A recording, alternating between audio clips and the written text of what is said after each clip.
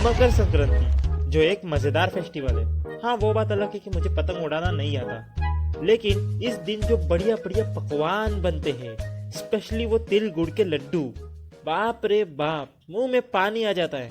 लेकिन एक सवाल भी उठता है कि भैया इस दिन ऐसा क्या खास होता है। यो भैया मैं बता रहा हूँ, इस दिन राम भगवान ने पतंग उड़ाई थी। तो नहीं नहीं नहीं दोस्तों, नहीं, राम भगवान और पतंग का कोई लेना देना नहीं है, बल्कि मकर संक्रांति का ही पतंग से कोई लेना देना नहीं है। ये तो बाद में जाके ऐड हुई। यकीन नहीं होता तो सुनो मेरी दुख भरी दास्तां कि कैसे मैं गया इतिहास के हजारों पन्नों के पीछे चैट जीपीटी पर सॉरी मैं झूठ नहीं बोलूँगा। आज की दुनिया बहुत ज़्यादा फास्ट हो चुकी है, इसलिए मैंने चैट जीपीटी की हेल्प ले ली और इससे मुझे पता चला यह त्योहार 4 से 5,000 साल पुराना है, यानी इसकी रूट वैदिक सिविलाइजेशन तक है।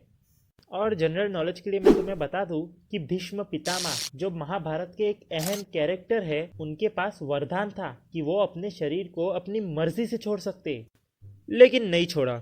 इतनी बुरी हालत होने के बावजूद भी उन्होंने वेट किया, किसका? उत्तरायण के महीने का, और इसी दिन अपने शरीर को त्याग दिया।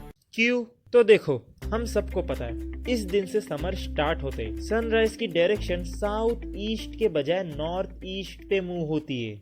एक सेकेंड, मैंने कहा नॉर्थ ईस्ट, ना कि नॉर्थ से ईस्ट। एग्जाम्पल से समझो, तुम एक पाथ पे चल रहे हो ईस्ट टू वेस्ट, चलते चलते तुम्हारी डायरेक्शन थोड़ी टेढ़ी मेढ़ी हो जाती है। यही केस सन के साथ है, पाथ वही है, डायरेक्शन की बात है। तो अब क्या यही वजह है कि हम मकर संक्रांति मनाते हैं?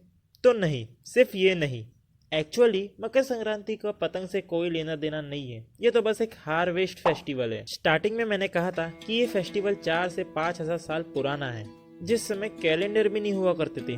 लेकिन हमारे बुद्धिमान ऋषियों ने सूरज को ऑब्जर्व किया, उसकी डायरेक्शन को समझा, एग्रीकल्चर पैटर्न को समझा, और कौन सा एक ऐसा स्पेसिफिक दिन है जिसके बाद दिन लंबे होते हैं, ठंड कम होती है और फसल ग्रो करने लगती है। इसी ऑब्जर्वेशन को नाम दिया उत्तरायण। और जब सूर्य मकर राशि में एंटर करता है उसे कहा गया मकर संक्रांति, जिसे पंजाब में लोहरी, साउथ में पोंगल और आसाम में मेघ बिहू के नाम से जाना जाता है।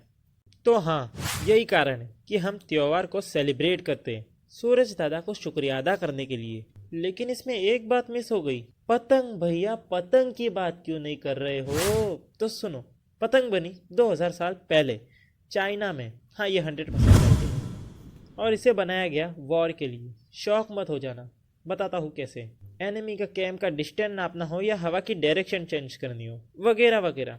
यानी मतलब ये एक एंशिएंट टेक्नोलॉजी थी जिसे जाना जाता था फैंग ज़ेंग के नाम से। बाप रे बाप, तो ये पतंग इंडिया में कैसे आए? ट्रांसपोर्ट के थ्रू, चाइना से प्रशिया, प्रशिया से इंडिया, और इंडिया में आते ही फैंग ज़ेंग का रोल हो गया चेंज और सब बोलने लगे, लोग इसका मजा उड़ाने लगे, और सम सीजनल रीजंस की वजह से पतंग को मकर संक्रांति से जोड़ दिया। चलो अब इसे अपने दोस्तों से शेयर कर दो ताकि उन्हें भी तो पता चले कि इस लपेट के पीछे की कहानी क्या है।